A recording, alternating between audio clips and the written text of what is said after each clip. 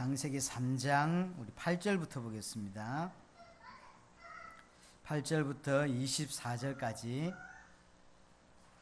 교독합니다. 그들이 그날 바람이 불 때 동산에 거니시는 여호와 하나님의 소리를 듣고 아담과 그의 아내가 여호와 하나님의 낯을 피하여 동산 나무 사이에 숨은지라. 여호와 하나님이 아담을 부르시며 그에게 이르시되 네가 어디 있느냐. 이르되 내가 동산에서 하나님의 소리를 듣고 내가 벗었으므로 두려워하여 숨었나이다. 이르시되 누가 너의 벗음을 알게 하겠느냐. 내가 네게 벗지 말라 말한 그러나 열매를 얻었느냐. 아담이 이르되 하나님이 주셔서 나와 함께 있게 하신 여자 그가 그 나무 열매를 내게 주므로 내가 먹었나이다. 여호와 하나님이 여자에게 이르시되 네가 어찌하여 이렇게 하였느냐. 여자가 이르되 뱀이 나를 깨물어 내가 먹었나이다. 여호와 하나님이 뱀에게 이르되 네가 이렇게 하였으니 네가 모든 가축과 들의 모든 짐승보다 더욱 저주를 받아 배로 다니고 살아있는 동안 흙을 먹을지니라. 내가 내가 원수가 되게 하고 네 후손도 여자의 후손과 원수가 되게 하리니 여자의 후손은 네 머리를 상하게 할 것이요 너는 그의 발꿈치를 상하게 할 것이니라 하시고 또 여자에게 이르시되 내가 네게 임신하는 고통을 크게 더하리니 네가 수고하고 자식을 낳을 것이며 너는 남편을 원하고 남편은 너를 다스릴 것이니라 하시고 아담에게 이르시되 네가 네 아내를 듣고 네가 네 임신하라 나무의 열매를 먹었은즉 땅은 너로 말미암아 저주를 받았고 너는 내 평생에 수고하여야 그 소산을 먹으리라. 땅이 내게 가시 덤불과 은컹기를 낼 것이라. 내가 먹을 것은 밭의 채소인즉 내가 흙으로 돌아갈 때까지 얼굴에 땀을 흘려야 먹을 것을 먹으려니 이해가 그것에서 중함을 거두리라. 너는 흙이니 흙으로 돌아갈 것이라 하시니라. 아담이 그의 아내의 이름을 하와라 불렀으니 그는 모든 산자의 어미가 됨이더라. 여호와 하나님이 아담과 그의 아내를 위하여 가죽옷을 지어 입히시니라. 여호와 하나님이 이르시되 보라 이 사람이 선악을 아는 일에 우리 중 하나같이 되었으니 그가 그의 손을 들어 생명나무 열매도 따먹고 영생할까 하노라 하시고 여호와 하나님이 에덴 동산에서 그를 내모여 그의 눈을 이긴 땅을 살게 하시니라. 같이 읽습니다. 이같이 하나님이 그 사람을 쫓아내시고 에덴 동산 동쪽에 그룹들과 두루 도는 불칼을 두어 생명나무의 길을 지키게 하시니라. 아멘. 합심해서 한번 기도합니다. 나에게 말씀을 주시고 계시하여 달라고 동성으로 한번 기도하겠습니다. 살아계신 하나님 아버지, 이 시간에 주님이 역사하여 주시옵소서. 정말로 예수를 그리스도로 믿는 은혜가 있게 하여 주시기를 원합니다. 정확한 복음을 깨닫게 하시고 그 복음을 붙잡게 하시며 믿어지게 하시고 하나님 그럴 수 있도록 계시하여 주시옵소서. 우리 귀한 성도 한 사람 한 사람 하나님이여 역사하여 주시옵소서. 하나님만을 바라볼 수 있도록 주님이 성령으로 역사하여 주옵소서. 살아계신 하나님 아버지, 하나님께 최고의 예배를 드리는 시간 되기를 소망합니다. 우리의 생각, 마음, 모든 환경을 붙잡으시고 하나님만을 바라볼 수 있도록 하나님 언약을 붙잡을 수 있도록 축복하여 주옵소서. 살아계신 주 예수 그리스도 이름으로 기도드렸습니다. 아멘. 인생 문제 실체라는 제목으로 함께 말씀을 나누겠습니다. 하나님과 단절된 인간에게 많은 문제가 생겼습니다. 언제부터 왔습니까? 단절되면서 왔습니다. 성경에 오늘 읽은 본문에 몇 가지 내용들을 설명하고 있습니다. 하나님과 단절되고 나서 생긴 문제들을 설명합니다. 7절, 8절 보시기 바랍니다. 이에 그들의 눈이 밝아져 자기들의 벗은 줄 알고 무화과나무 잎을 엮어 치마로 삼았더니 그들이 그날 바람이 불 때 동산에 거니시는 여호와 하나님의 소리를 듣고 아담과 그의 아내가 여호와 하나님은 낯을 피하여 동산나무 사이에 숨은지라. 하나님과 함께 해야 되는 인간이 하나님을 떠나면서, 하나님을 떠났단 말은 영이 죽었다는 이야기죠. 육신은 살아있고 영이 죽었어요. 원래는 창세기 2장 7절에 보면 생기를 불어넣으시니 생명이 되었다 그랬죠. 생명, 살아있는 영적인 존재, 하나님과 함께 할 때 비로소 살아있는 존재, 하나님을 떠나면서 죽은 존재가 돼버린 거예요. 죽고 나니까 이제 육신적으로 병이 든 게 아니고 영적으로 병이 들었단 말이에요. 그러니까 분명히 이렇게 암이 걸리거나 이런 게 아닌데 벌써 어떤 일이 벌어지죠? 하나님을 두려워하는 일이 벌어졌어요. 하나님과 함께 해야 되는 존재인데 하나님을 두려워하고 하나님을 피하는 일이 생긴 거예요. 이게 영적인 부분에 고장이 났다는 이야기예요. 원래는 하나님과 함께 해야 되는데, 그래서 이 내용을 시편 88편 3절에는 이렇게 기록하고 있습니다. 물론 나의 영혼에는 재난이 가득하다. 그러니까 인생을 살아가는데 계속 어려움이 오는 거예요. 이게 지금 육신의 암이나 육신의 질병이 문제가 아닙니다. 살아가는데 계속 고통이에요. 어느 정도냐? 나의 생명은 서울에 가깝다. 서울이 뭐죠? 지옥을 말하는 거죠. 그러니까 인생이 살아있는 삶이 꼭 지옥 같다는 거예요. 이게 인생인 거예요. 이걸 한마디로 영적 문제라는 거예요. 영적인 부분에 고장이 났다는 거예요. 원래 하나님과 함께 해야 되는데 하나님과 함께 하도록 창조되었던 인간이 하나님을 피하고 하나님을 두려워하고 하나님으로부터 숨는 일이 벌어진 거예요. 원래는 이렇지 않았습니다. 하나님과 함께 했고 아무 문제 없었고 하나님을 찾는 존재요. 하나님과 함께하는 존재였어요. 창세기 1장에 보면 그래서 복이라 그랬어요. 하나님이 인간을 복되게 창조하셨어요. 복 자체였어요. 하나님의 자녀였고 하나님의 형상이었고 세상의 왕이었고 대리 통치권자였고 많은 축복을 받은 경제의 축복, 안식의 축복, 하나님과 더불어 이 땅을 누리고 정복하는 많은 축복을 받았던 존재가 하나님을 두려워하는, 세상을 두려워하는 그런 신분이 되어버린 거예요. 이게 영적 문제입니다. 이게 어디서 왔습니까? 하나님과 단절되면서 왔어요. 그럼 그 영적 문제 온 인간이 10절에 한번 보시기 바랍니다. 10절에 보니까 이르되 내가 동산에서 하나님의 소리를 듣고 내가 벗었으므로 두려워 숨었나이다. 두려움의 문제, 그렇죠? 두려움의 문제가 생긴 거예요. 공포, 염려, 불안, 초조, 이런 것들이 언제부터 시작됐습니까? 하나님을 떠나면서, 하나님과 단절되면서 인간에게 생긴 문제입니다. 그래서 초조하고 어떤 사건에 눌리고 사람에게 눌리고 환경에 눌리고 이런 일들이, 그리고 심하면요 이런 강박증들도 우리가 볼 때는 이상하다 싶은데 본인은 강박증이라, 너무 심할 만큼 청소를 하고 너무 심할 만큼 양치질만 하고 너무 심하게 뭘 해요. 너무 심해. 아이를 하는 거 보면요 너무 가하다 할 만큼 이게 강박증인 거죠. 또 반대쪽에 우울함들, 이런 것들이 계속 들어옵니다. 왜 들어왔습니까? 태어날 때 그렇지 안 태어났어야 되는 거 아닙니까? 근데 이게 인간에게 생긴 거예요. 거기다가 12절에 보니까 아담이 이르되 하나님이 주셔서 나와 함께 있게 한 여자 그가 그 나무 열매를 내게 주므로 내가 먹었습니다. 책임을 전가하고 핑계를 대고, 이게 어디서 배웠습니까? 하나님과 단절되면서 이런 일이 벌어진 거예요. 그러니까 하나님을 피하는 일이 생겼고 영적으로 문제가 왔죠. 그러니까 그 연장선에서 이제 두려운 겁니다. 하나님도 두렵고 세상이 두려운 거죠. 두렵고 무섭고 염려되고 불안하고 초조하고 어떤 사건에 대해서는 강박증이, 어떤 데에서는 우울함이, 막 이런 여러 가지 단어로 설명할 수 없는 복잡 다양한 문제들이 계속 인간에게 계속 옵니다. 인간에게 설명할 수 있는 단어가 많이 없어요. 이런 것들이 계속 옵니다. 왜 오죠? 하나님과 단절되면서. 우리 아이들이 정상적으로 잘 커도요 시간 지나면 이런 것들이 드러나죠. 왜 그럴까요? 부모가 가르친 거요, 불안해야 돼, 염려를 해야 되는 거야, 초조해야 돼, 우울증 걸리는 거야, 이렇게 가르친 겁니까? 어느 날 드러납니다. 왜냐하면 갖고 있던 거예요. 왜, 어디서 온 겁니까 이게?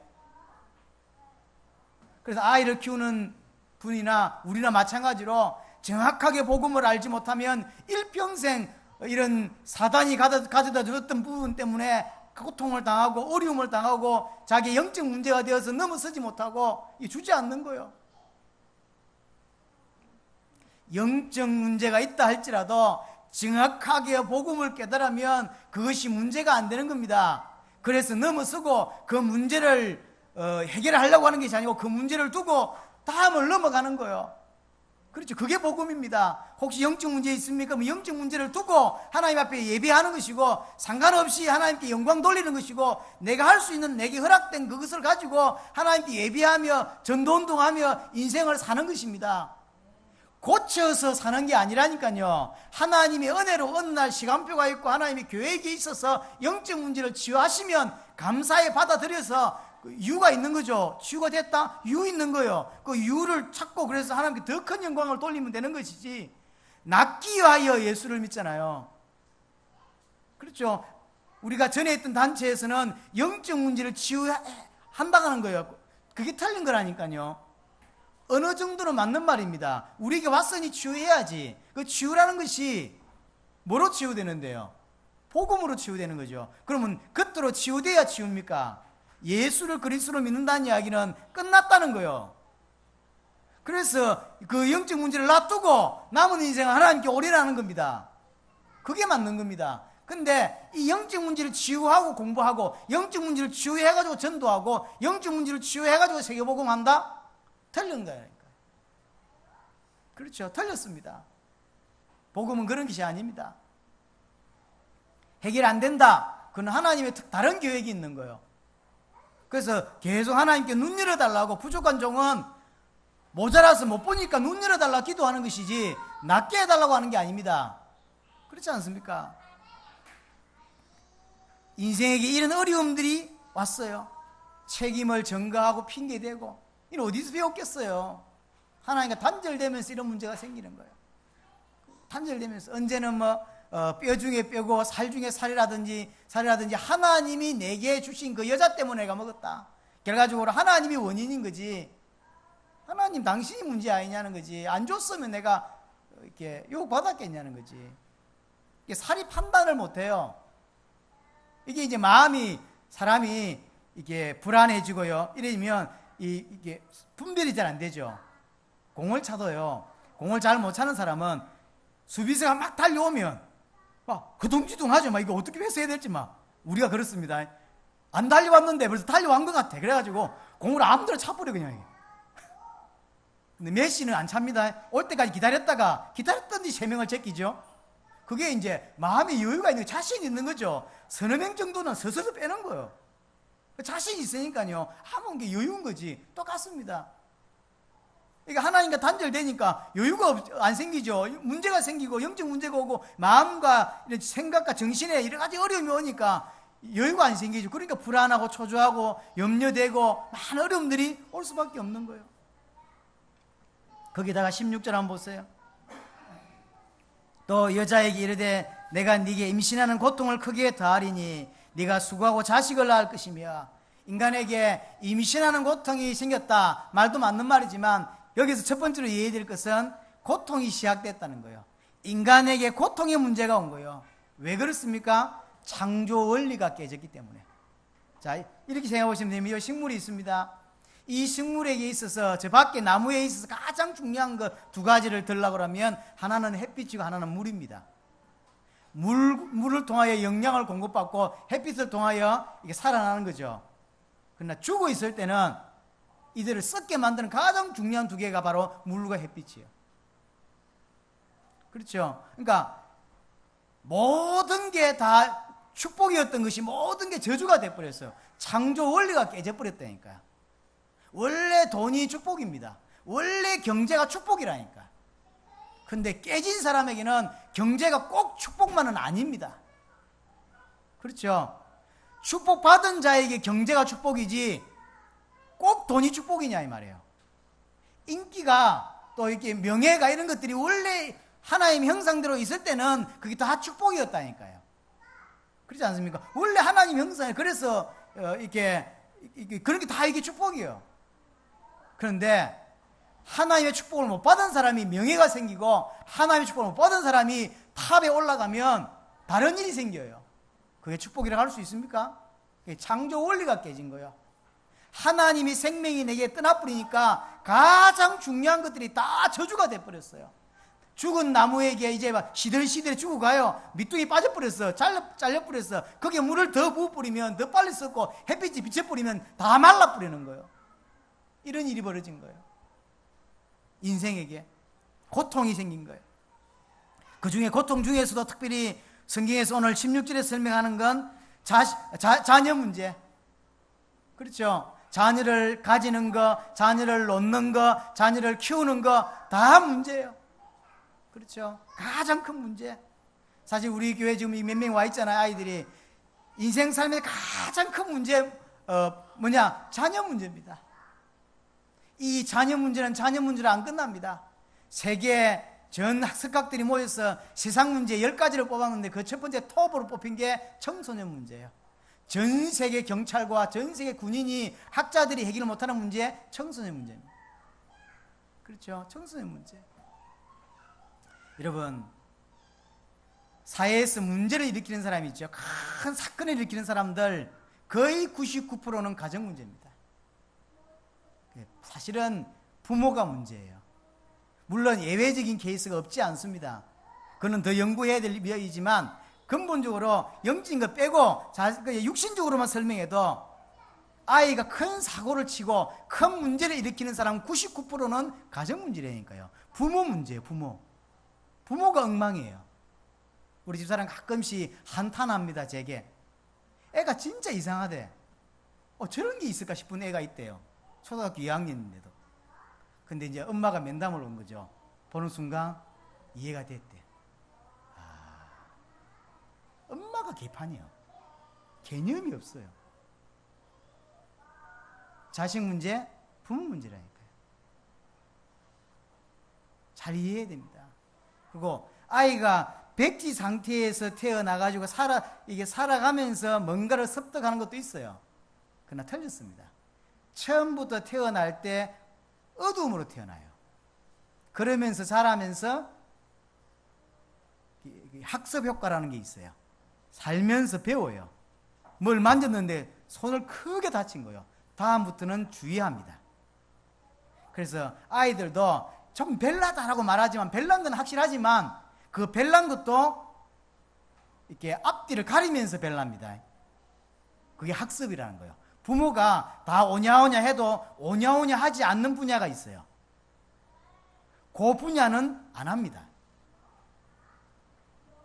그게 아이예요. 그게 학습이라니까. 근데 부모가 마음대로 그냥 놔둬 버리는 건 그냥 마음대로 하는 거예요. 교회 와도 아무 마음대로 하죠. 왜냐하면 그게 학습이라니까. 자, 예를 들어서 요 큰애가 하나 있잖아요. 이 큰애가 막 이런 걸 하죠. 그러면 동생이 가만히 보고 부모에게 야단을 안 맞죠? 그럼 따라가는 거예요. 근데 오빠가 그걸 했는데 엄청 야단 맞고 맞아 죽을 뻔한 거예요. 그러면 아이는 배웁니다. 지금 큰일 나는구나. 그게 학습이라는 거예요. 그럼 결국은 아이 청소년 문제는 누구 문제냐면 부모 문제라니까. 이게 가정 문제예요. 고통이 시작된 거예요. 그래서 제일 큰 문제는 자녀를 놓고 키우는 문제가 제일 큰 문제예요. 아이들이 안 배우는 것처럼 하지만 사실은 부모가 갖고 있는 그 관심사, 부모가 갖고 있는 어떤 이런 걸로 이렇게 학습을 합니다. 그래서 부모가 믿음이 없으면 아이는 절대로 믿음을 가질 수가 힘들 겁니다. 특별한 케이스가 아니면. 왜냐하면 종교적으로 하는 거하고 아이는 압니다. 우리 부모가 진짜 무엇을 두려워하고 무엇을 원하고 무엇을 중요시하고 뭐에 생을 거는지 아이들이 안다니까요. 종교적으로 와서 예배하는 거하고 생을 거는 거하고는 다른 이야기예요. 그렇죠? 다른 이야기예요. 그래서 인생에 나타난 가장 큰 문제 중에 하나 자녀 문제예요. 이렇게 이야기하더라고요. 아이가 이렇게 나쁘냐고. 제일 나쁜 애가 아이입니다. 지밖에 몰라요. 왜냐? 자, 부부는 지금 경제 문제 와 굉장히 지금 스트레스를 받고 지금 언언하고 있는데 아이는 텔레비전을 달라 그래. 거기 어른 같으면 눈치 보고 가만히 있겠지. 안 그래요? 14살 된 애 같으면 눈치 보고 있었겠지. 텔레비 틀어가지고 사탕 사주를 하겠어요? 그러니까 생각이 없어요. 자, 저 북한에서 6.25 때 저 숨어서 사사사 넘어옵니다. 근데 애가 배고프면 그냥 울어. 울면 큰일 나. 울면 죽는다니까. 근데 울어. 그냥 집 밖에 모른다니까. 지금 죽는 게 문제가 아니라 그냥 울어 그냥. 그래 죽잖아요. 제일 말 안 듣는 게 애고 제일 사단에게 잡히는 게 애입니다. 그래서 부모의 기준이 확실해야 아이에게 뭔가가 전달되는 거예요. 뭐 세상 문제, 엄청 큰 문제, 가정 문제입니다. 여기 보세요. 또 하나. 네가 수고하고 자식을 낳을 것이면 너는 남편을 원하고 남편은 너를 다스릴 것이라. 이게 저주입니다.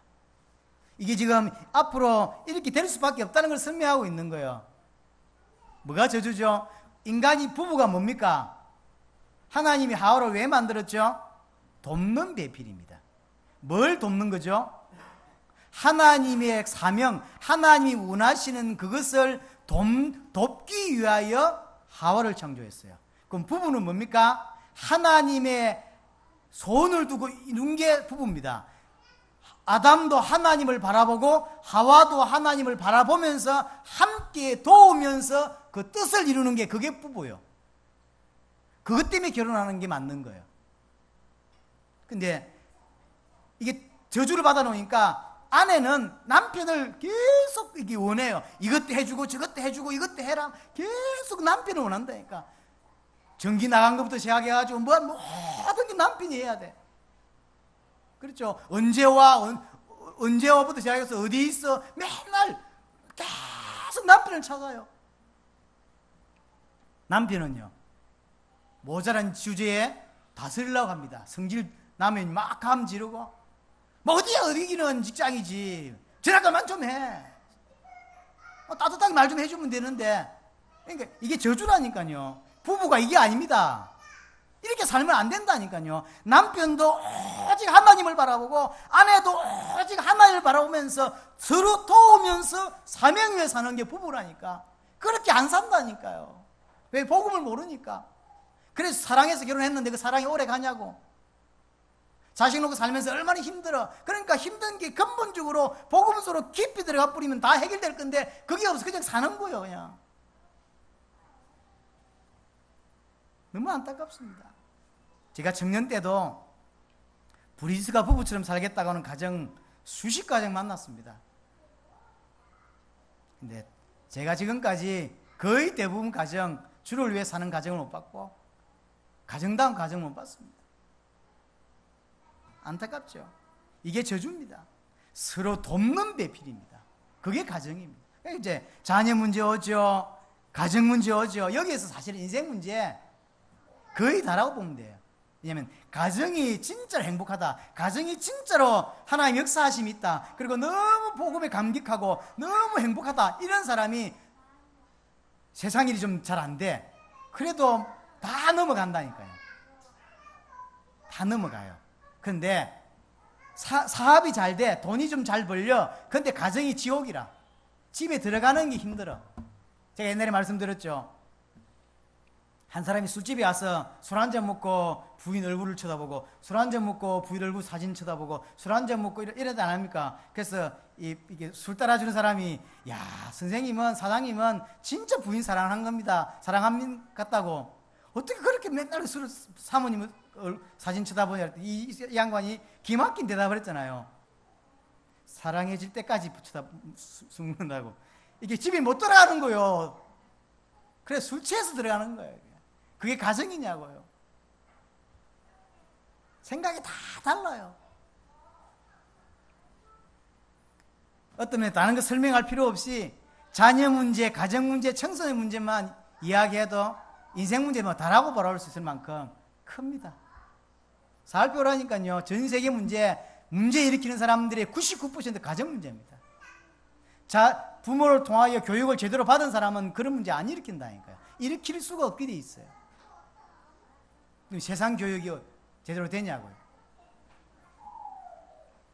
거기에 17절 보세요. 17절. 아담에게 이르시되 네가 내 아내의 말을 듣고 내가 네게 먹지 말라 한 나무 열매를 먹었은저 땅은 너로 말미암아 저주를 받고 너는 내 평생에 수고하여야 그 소산을 먹을 것이다. 뭐가 문제였죠? 환경이 문제였어요. 땅이 저주를 받았어요. 그래서 그러니까 원하는 대로 안 돼요. 환경 문제 왔죠. 가시덤불이 나고 엉겅퀴가 나고, 그러니까 환경 문제가 오니까 당연히 질병 문제 올 수밖에 없어요. 당연한 겁니다. 환경의 문제 오니까 질병 문제 오는 것이고, 당연히 환경 문제 오니까 따라오는 게 경제 문제입니다. 엉겅퀴가 나고 땅이 저주를 받으니까 원하는 대로 안 자란다니까요. 그렇잖아요. 요즘 뭐 먹을 게 없다고 그럽니까? 그게 근본적으로 환경 문제예요. 안 그래요? 환경 문제입니다. 그 환경 문제는 어디서 왔습니까? 어떤 한 가지를 잘 먹어야 되는 게 아닙니다. 어제 목사님께서 제가 이제 밥을 먹고 나서 이게 커피를 바로 마시니까, 나중에도 밥 먹고 바로 커피 마실 것 같은데, 목사님이 저를 굉장히 아끼시니까 어떤 목사님이 큰일 난다는 거예요.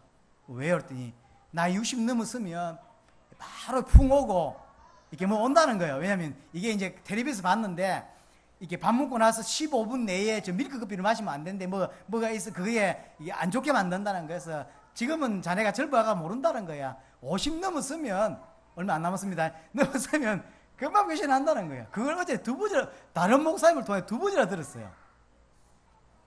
그렇겠죠. 그러니까 아무리 약 안 친 이렇게 음식을 잘 먹었다 칩시다. 살아가면서 모든 게 폭탄이라니까. 아니, 커피 하나 잘 먹는 게 문제가 아니요. 밥집에 갔는데 이 밥집에 내온 게 엉망이라면 어떡할 겁니까? 아니면 먹는 거 제대로 먹어. 근데 다른 게 엉망이라면 어떡할 거예요? 근본적으로 환경에 문제가 왔다니까. 채소 하나 잘 키우고 뭐 먹는 거 식당 하나 잘 한다고 돼서 될 문제가 아닌 거예요. 다 폭탄이 다 폭탄. 환경 문제 때문에 질병 문제 오고, 환경 문제 때문에 경제 문제 와요. 19절입니다.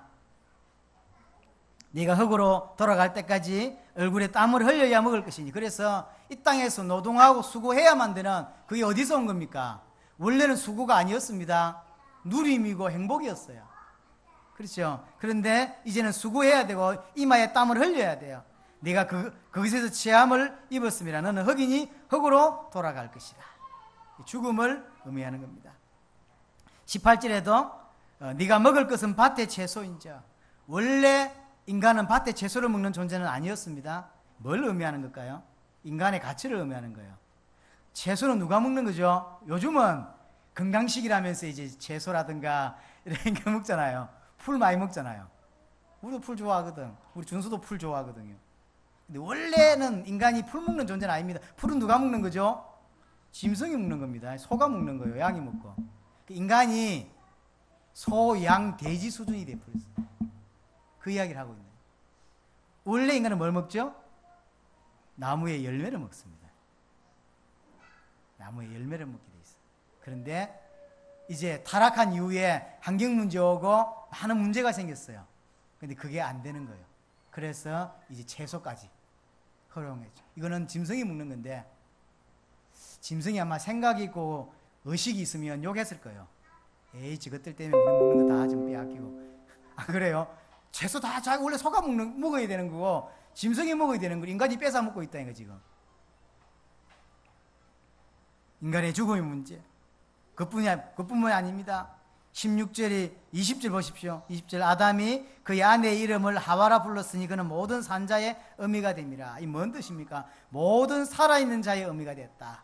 뭔 뜻이냐면, 지금 하와의 상태가 앞으로 태어날 모든 사람들의 상태예요. 앞으로 태어날 모든 사람들의 상태는 어떤 상태로 태어나냐? 지금 하와의 상태예요. 하나님을 떠나 저주받은 상태인 거예요. 그래서 우리 두 아이들이 3명 와 있는데, 이 3명이 지금 어떤 상태로 태어나냐면 하나님을 떠난 상태로 태어났죠. 여러분들은 어떻게 태어났습니까? 하나님을 떠난 상태로 태어났어요. 하나님을 만나야 돼요. 그렇죠? 너무 중요합니다. 24절입니다. 이같이 하나님이 그 사람을 쫓아내시고 에덴 동산 동쪽에 그룹들을 두루 도는 불칼을 두어 생명나무의 길을 지키게 하시니라. 쫓겨났어요. 넷의 문제. 원래 영생 동산에는 선악과도 있었지만 생명나무도 있었습니다. 인간은 원래 그 생명나무도 먹고 나무 열매를 먹었어야 했어요. 근데 그건 안 먹고 선악과를 따먹은 거예요. 선악과를 따먹은 상태에서 생명나무를 따먹으면 어찌 됩니까? 그걸 하나님이 막으셨거든요. 구원받지 못하는 상태로 영원히 지옥상입니다. 그래서 하나님이 그걸 막은 거예요. 구원받을 수 있는 기회를 주려고. 그래서 생명나무의 길로 가는 그 길을 차단하고 인간을 에덴에서 쫓아내시는 거예요. 인간에게 온 넷의 문제. 이뿐이겠습니까? 수많은 문제들이, 성경에 기록되지 않은 수많은 문제들이 발생한 거예요. 창세기 3장 9절을 다시 한번 보시기 바랍니다. 여호와 하나님이 아담을 부르시며 그에게 이르시되 네가 어디 있느냐. 이게 뭔 의미일까요? 하나님이 갑자기 아담을 찾아오셔서 아담아 어디 있냐 이렇게 묻습니다. 이건 지금 하나님이 아담이 너무 꽁꽁 숨어가지고 어디 있지?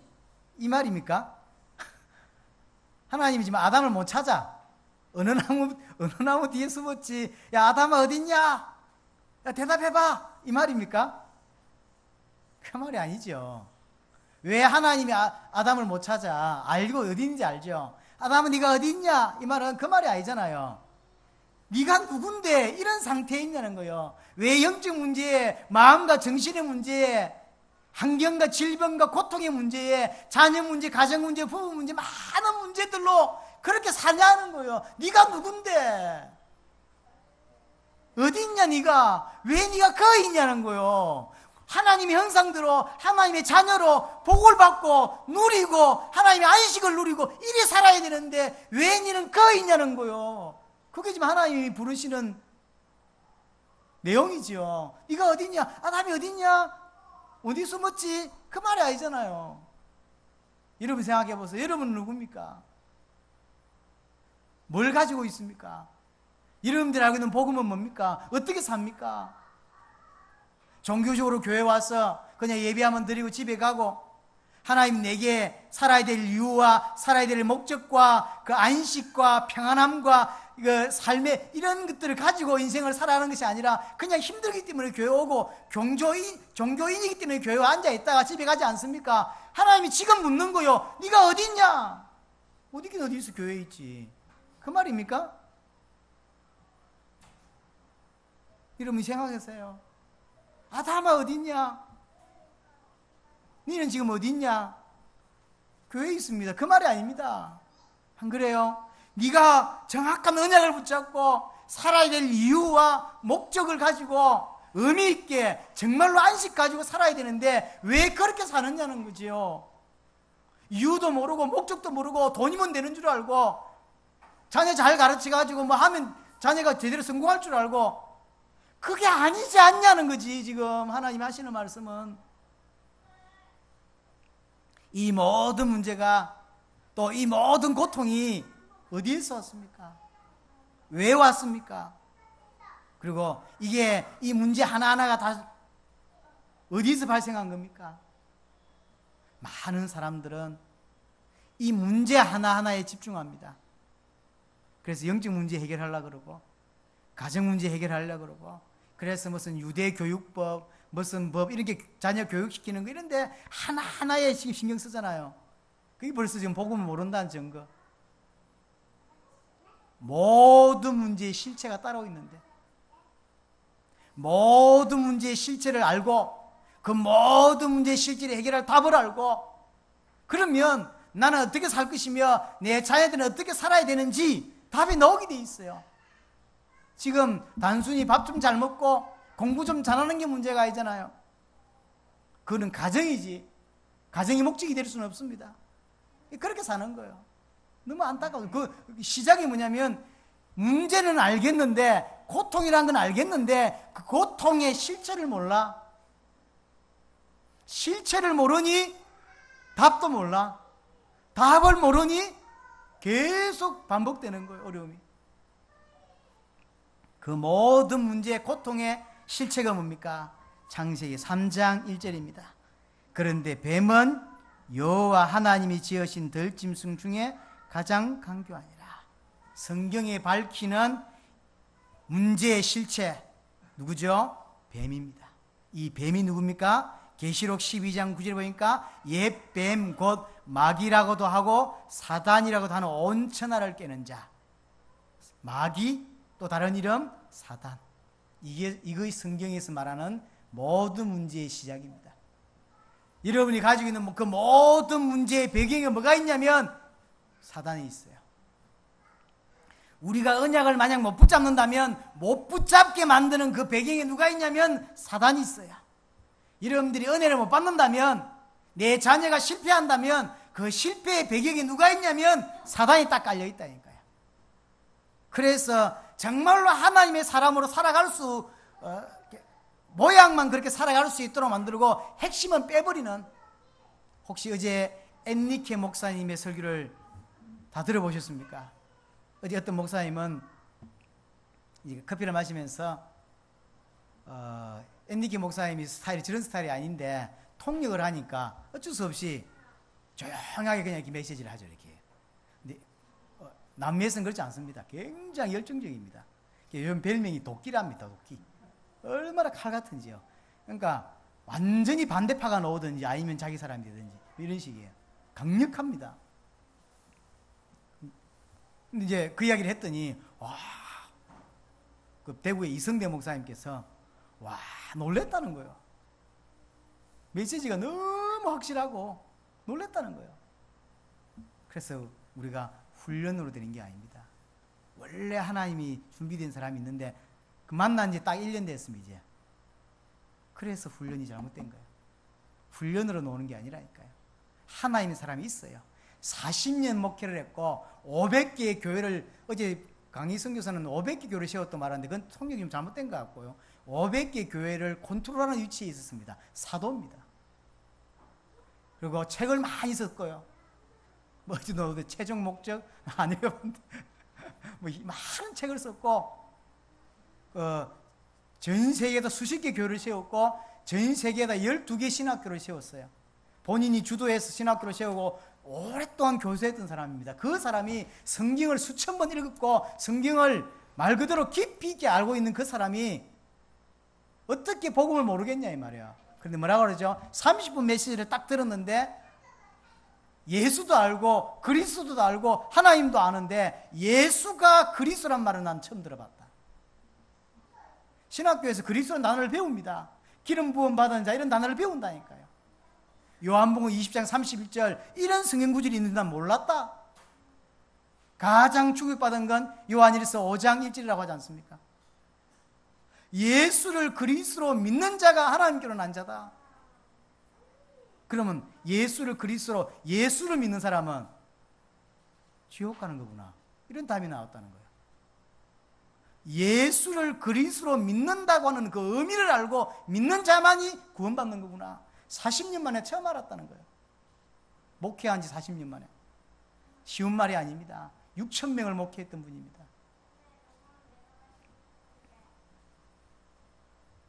그분이 어떻게 뭔 말 했습니까? 사단이 어떻게 교회와 성도를 공격하냐 할 때 다 주고 딱 가장 중요한 언약만 빼버린다는 거죠. 언약만 빼고 예수가 그리스도라는 믿음만 빼고 나머지는 다 허락하는 거예요.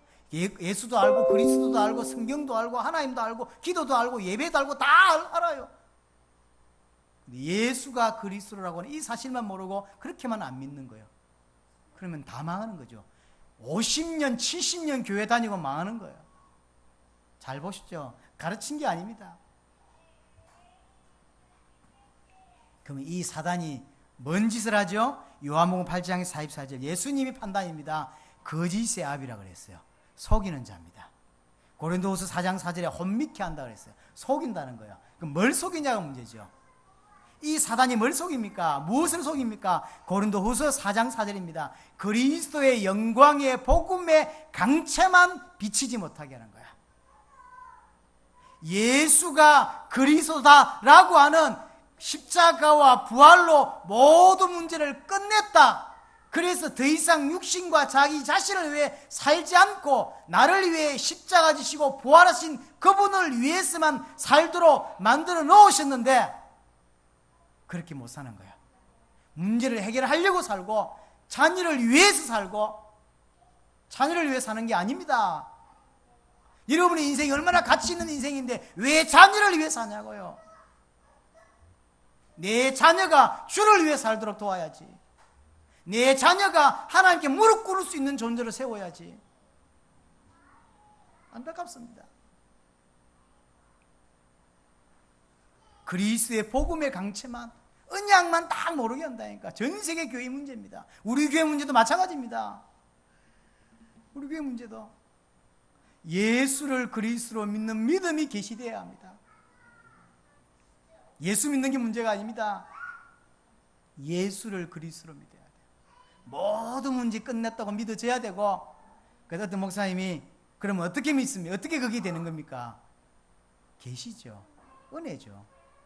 하나님 은혜가 아니고는 믿어질 수가 없어요. 그럼 언제 계시됩니까? 언제 은혜가 임합니까? 라고 할 때 그리스도의 복음이 전달되는 현장에서 성령이 역사하시고 그걸 들을 때 깨달아지는 거죠. 그래서 여러분들이 말씀 운동도 하고, 그래서 여러분들이 교회 와서 말씀을 듣는 중에 하나님의 계시가 임하는 거예요. 여러분들이 사람 만나 커피 마시다가 계시되는 법은 없어요. 그래서 교회 오라는 거예요. 와서 제대로 들으라는 거죠. 듣는 것도 그냥 듣지 말고 제대로 들으라는 거죠. 실패하니까. 그러면 목적이 뭔데? 왜 그 언약을 빼버립니까? 언약을 빼버리면 다 하고 실패하는 거예요. 그렇죠? 그래서 그래요. 요한복음 10장 10절입니다. 멸망시키는 걸 했어요. 멸망시키는 방법은 쉽습니다. 교회 여러분들 잘 다니게 하고 예수를 그리스도로만 안 믿으면 돼요. 그럼 끝입니다. 자, 이래서 언약을 놓친 게 뭡니까? 그게 죄입니다. 인생 문제 실체 두 번째가 죄입니다. 하나님께서 아담에게 언약을 주셨는데 그 언약을 놓친 거예요. 그게 죄라니까. 이사야 59장 2절에 보니까 오직 너의 죄악이 너희와 너희 하나님 사이를 갈라놓았다. 하나님과 인간을 갈라놓을 수 있는, 단절시킬 수 있는 유일한 게 뭐냐면 죄입니다.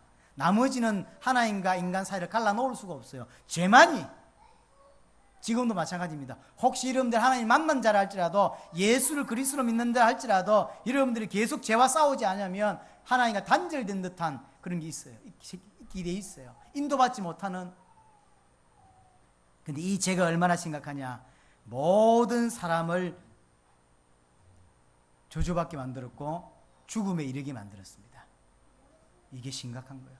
이 땅에 태어나는 모든 사람이 죽어요. 왜냐? 창세기 2장 17절 정령 죽으리라 그랬거든. 그래서 로마서 3장 23절에 모든 사람이 죄를 범하였음에 하나님의 영광에 이르지 못하더니, 6장 23절에 죄삭선 사망이라. 로마서 5장 12절에 한 사람으로 말미암아 죄가 세상에 들어오고 그 죄로 말미암아 모든 사람에게 죽음이 왔다. 그때부터 모든 사람이 사단에게 사로잡히게 되었습니다. 죄의 심각성입니다. 하나님을 떠나 죄를 지음으로 그때부터 모든 사람에게 죽음이 왔고 모든 사람이 사단에게 딱 잡히는 거예요. 혹 예수를 믿는다고 교회를 다니는 사람도 예수가 그리스도란 정확한 답을 내지 못하면 세상대로 육신대로 살게 돼 있어요. 그럼 세상대로 육신대로가 뭔데요? 그게 사단의 종노릇입니다. 교회 다니는데요, 그렇습니다. 그게 우상숭배입니다. 교회 다니고 우상숭배하는 거예요. 결국 에베소 2장 3절 하나님의 진노 아래 놓이게 됩니다. 혹시 보셨죠? 교회 열심히 다니고 종교 열심히 갖고 있던 사람 중에 죽을 때 정말로 비참하게 죽는 사람 있죠. 물론 그 죽음 하나만을 가지고 판단할 수 없어요. 그러나 누가 봐도 이거는 저주다라고 할 수 있는 죽음이 있어요. 왜 그렇죠? 교회 다니는데, 하나님 믿는데 우상숭배했기 때문에. 예수를 그리스도를 안 믿고 우상숭배했기 때문에 교회 와가지고. 그 죽음하고 정말로 복음을 위해 죽는 죽음하고 같습니까? 어제 보고할 때 파키스탄 문이 드디어 열렸죠. 이제 중남미를 넘어서 아프리카도 원래 문이 열렸는데 계속 지금 미루고 있고, 이번에 파키스탄 문이 열려서 이슬람 쪽으로 문이 열렸습니다. 어제 조 목사가 그런 이야기를 했어요. 저는 그 말이 많이 고민이 되고 생각을 하게 했어요. 파키스탄은 한두 번은 그냥 들어갈 수 있지만 계속은 힘들다. 뭔 말이냐면 죽음을 각오하고 들어가는 것이 맞다. 그래서 본인 입으로 말하면 나의 순교의 시간표가 훨씬 빨리 올 것 같을 수도 있다. 그 이야기를 하더라고요. 그 이야기를 듣는데 파키스탄 오늘 갑자기 조 목사 전화 와서 이번에 파키스탄 들어가시죠. 이러면 내가 뭐라고 하지? 간다고 해야 되나? 근데 그게 진짜 간다고 생각하니까 또 가서 죽을 거라고 생각하니까 약간 두려운 거예요. 내가 너무 빨리 죽는 거 아닌가? 이런 생각이, 이게 실제구나. 지금 당세복은 이렇게 살아요. 조 목사는 살아서 주님을 보고 싶은 생각이 있고, 만약 죽는다면 순교할 거다라는 생각을 가지고 있고, 그래서 파키스탄 쪽에, 특별히 이슬람권 쪽에서 이 당세복 하다가 죽을 가능성이 많다는 생각을 해요. 저는 그 이야기를 들으면서 그럴 수 있겠다. 고민이 생기더라고요. 이거 안 들어간다 하기도 좀 그렇고, 들어간다고 할 땐 여러분들에게 인사를 하고 가야 되거든요. 못 오를 수 있다. 그래서 그렇게 아시고, 혹시 죽었다고 연락 오시면 잘 처리를 하시라고 교회를 운영을 하시든지 아니면 막 팔아먹으시든지 말아서 하셔야 되는데, 그게 실제로 다가오니까 두려움이 생기더라고요. 약간요. 이걸 어찌 해야 되지? 이런 생각이 들어요. 내가 가짜인가? 죽음 앞에서 내가 약간 고민을 해요. 조금 더 살아야 되는데, 아이들이 아직 덜 컸는데, 이런 생각이 든다니까요. 내가 가짜 아닌가? 이런 생각이 우리 불현듯 드는 거예요. 그래서 마음이 안 편하더라고요. 이게 사실인데. 여러분의 믿음이 사실이 되어야 됩니다.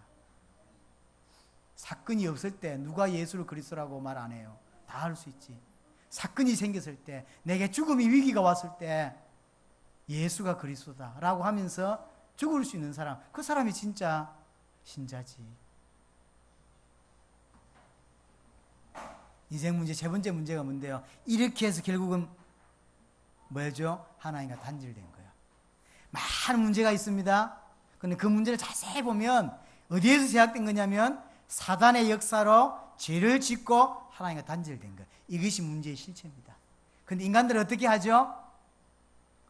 이 눈으로 보이는 이 문제 해결에 인생을 건다니까요. 매여 있다니까요. 질병이 없어야 되고, 가정 문제가 해결돼야 되고, 경제 문제가 해결돼야 되고, 정신 문제가 해결돼야 되니까 여기에 지금 인생을 건다니까요. 틀렸습니다. 해결이 안 됩니다. 사단과 죄와 하나님과 단절된 문제, 이것이 정말로 인생 문제 실체라면 우리가 붙잡을 수 있는 유일한 답은 하나입니다. 성경이 말하는 인생 유일한 문제는 하나님과 단절된 것이고, 성경이 말하는 인생 유일한 해답은 하나님을 그는 만나는 것이고, 하나님 만나는 유일한 길은 그리스도입니다.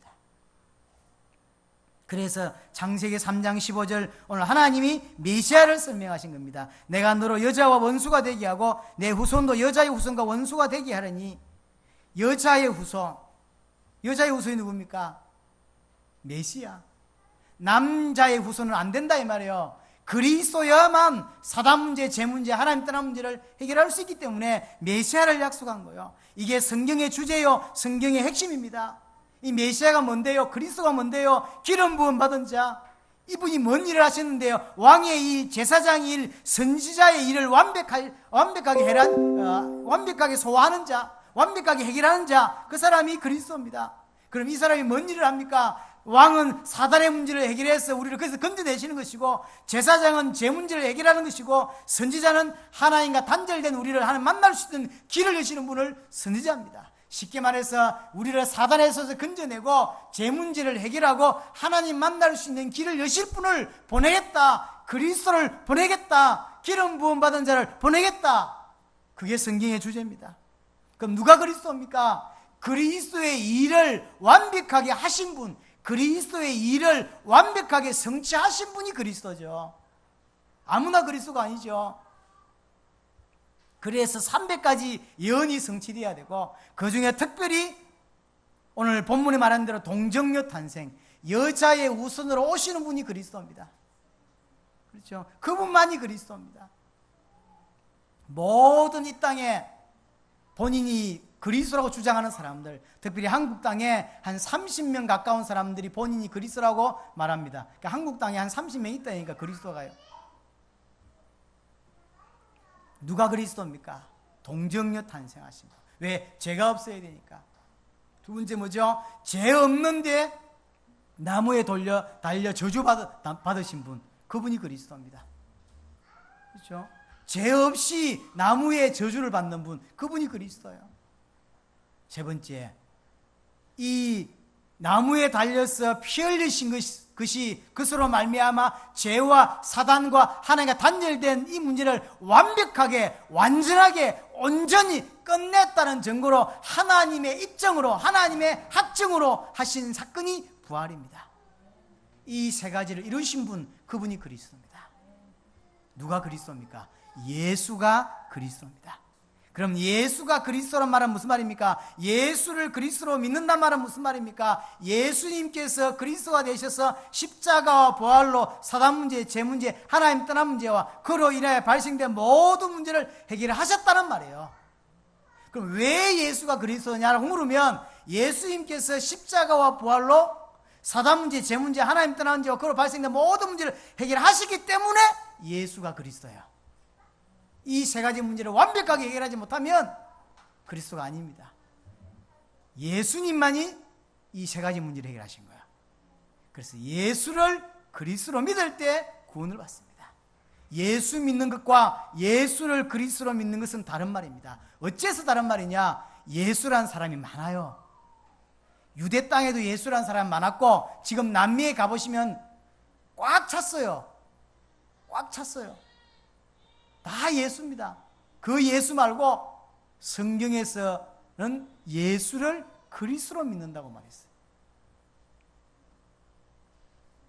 얼마만큼 완벽하게 해결하셨냐? 요한복음 19장 30절 다 이루었다 했어요. 그리스도의 일을 다 이루신 분, 그분이 그리스도죠. 어느 정도 해결하셨냐? 히브리 10장 14절 단번에, 두 번도 필요하지 않습니다. 또 한 번이 필요하지 않아요. 단번에 영원히 온전히 끝내셨어요. 그래서 우리는 그 예수님을 그리스도로 믿는 거예요. 자, 그 사람은 어찌 됩니까? 하나님이 함께 하세요. 하나님이 인도하세요. 하나님이 축복하시게 돼 있어요. 그래서 우리의 자녀들을 어떻게 살게 해야 됩니까? 예수를 그리스도로 믿고 하나님과 함께하는 삶, 하나님의 인도를 받는 삶, 하나님의 역사하심이 있는 인생으로 만들어야 돼요. 서울대 넣으면 가능하냐고요? 하버드 넣으면 가능하냐고. 그게 돈이 많으면 그게 가능하냐고. 예수를 그리스도로 믿어야만 가능한 거예요. 그래야만 하나님이 함께 할 수 있고 하나님의 인도를 받을 수 있고 하나님의 역사 속에 들어갈 수 있는 거예요. 이것 때문에 성경을 주셨습니다. 이것 때문에 성경 주셨어요. 이것 때문에 예수를 하나님의 아들 그리스도로 믿게 하기 위하여 기록했다.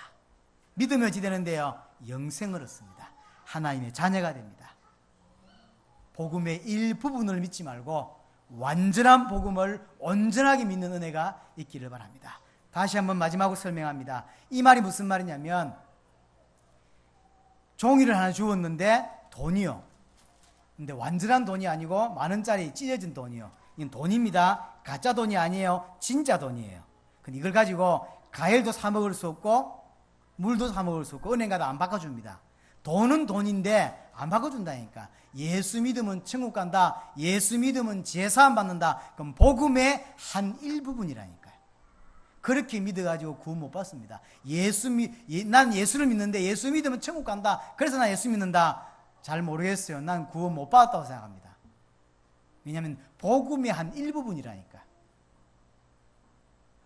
정확한 복음이 뭡니까? 예수님께서 그리스도가 되셔서 십자가와 부활로 사단 문제, 죄 문제, 하나님 떠난 문제와 그로 인하여 발생된 수천의 문제들을 단번에 영원히 온전히 해결하신 거예요. 얼마만큼 해결하시냐? 나는 더 이상 육신을 위하여 세상을 위하여 살 필요가 없고 고린도서 5장 15절에 표현한 대로 십자가이시고 부활하신 그분을 위해서만 살도록 그렇게 믿는 것이 온전한 믿음입니다. 그렇게 믿지 않고 병 낫기 위해 믿는 거나 천국 가기 위해서 믿는 것이나 예수 믿으면 제사함 받는다든가 다 부족한 복음이에요. 온전한 복음이 아닙니다. 부분적 복음이라니까.